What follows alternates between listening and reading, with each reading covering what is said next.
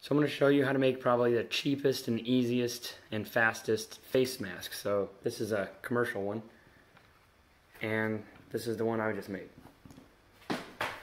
Use this hanging strap. You can get hundreds of feet for, you know, really cheap. Some pop rivets, and it's even adjustable. Alright, so there's a couple of different ways of building these head mask thingies. Face shields. The face shields. And probably the cheapest, easiest way is at the hardware store. This is plastic hanging tape, or plumber's tape. And it already has some holes in it. You can get a little rivet, a pop rivet gun here, like this.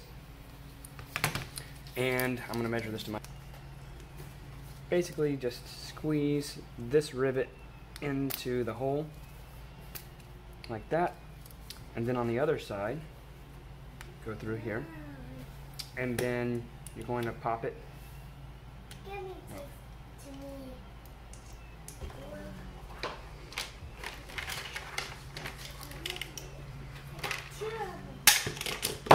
So now that's connected, and of course I should have done that the inside out, but whatever, we'll just flip it around. Now there's still the issue of this being basically just riding directly on your face. Which will fog. And it will fog. So there could be a separate inside. Yeah, so the circle is inside. Then you take a separate piece and you make it poke out just a bit, like so. And essentially that is what the 3D printing design is that a lot of folks are using. And there's different materials you could modify to make this. Yes, definitely. Face shield. But it could cost, this cost pennies. This was like from the dollar store, but you can get it at the hardware store. This is hardware stores. This little rivety thing's from the hardware store with a kit of rivets that it comes with. So super. And a lot of folks are using actual soda bottles. If you get a 2-liter soda bottle, you can cut it and you'll be good. So I'm going to cut this and try this out. I like how I'm videoing the first attempt of you making this. God, this is just stuff that I happen to have laying around. I'm not Stand up going and out get to the stores or anything right now. Well, everything's closed anyways now. Well, you could Amazon it, I guess.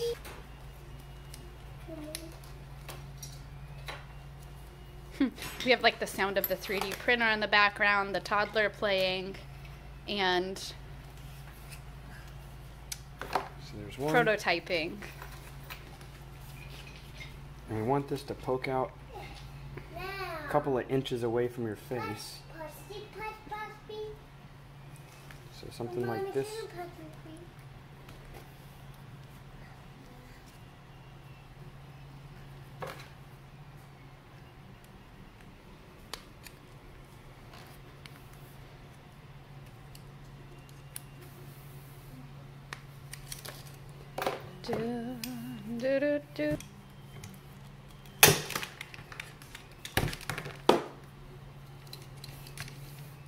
I'm trying to be fast too, which is actually like not helpful. There they are. Is this material thick enough to hold the shield? I believe it is, so that's why we're going to test it. Okay.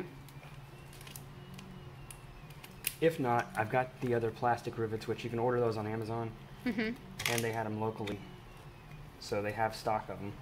Well, even just the strap being added to the 3D printed ones, I feel like could be helpful in terms of having something extra to secure it to your face. Do you want to be in this? Not particularly, no. Okay. Well, I like Ooh. Face mask DIY. Well, face shield. Face mask is a whole different thing. There's plenty of face mask DIYs too, using like t-shirts, other materials for people good at sewing. Well, those aren't N95 approved. In fact, cotton's not that great about it, from what I've read from the FDA. Yeah. If you're somebody at home, though, that didn't buy any face masks and you have a sick family member. True. The CDC is now recommending folks use bandanas. Which would be... When hospitals are running out of stuff, just use bandanas. Which would be cotton, I'm assuming. Yep. Most bandanas are some sort of cotton and or polyester blend. Yeah, very thin cotton. I feel like a t-shirt would be at least thicker. All right, so let's see. I'm going to put this through. But you're right. There are other fabric materials that are recommended. Offhand, I don't recall what they are. I do not have a sewing machine. I could hand sew something. Need be.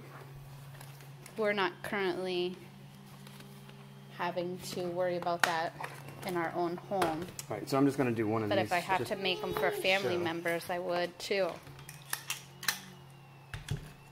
There it goes. So I'm going to pop this rivet. I dropped one. That's all right. I'll get it later. It's just proof of concept anyways. Yeah.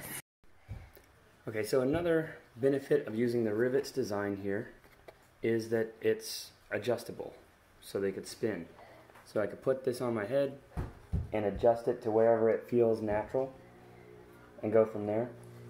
And then of course you can have an extra little piece of strapping, which would, if this were up a little bit higher, you could actually rivet it to the back like this, or have another band on top that this rivets to, extending the shield.